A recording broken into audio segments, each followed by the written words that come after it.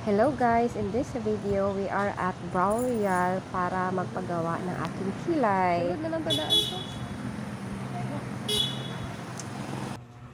At this moment, nilagyan na po ng anesthesia yung mga brows namin.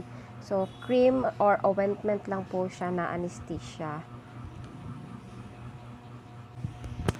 So, ayan na guys.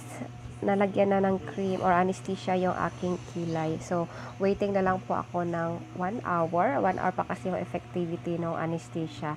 Saka siya mamamanhid, no? Wala na tayong mararamdaman sa ating kilay. So, waiting na lang po tayo. Kanidere?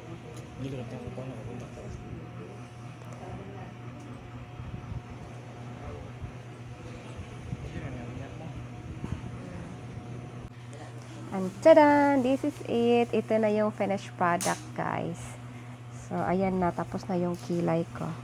So, parang wala namang nabago. That's it. Ayan. At least, wala na. Hindi na tayo maglalagay ng kung ano-ano sa kilay natin. So, ayan na. Thank you for watching.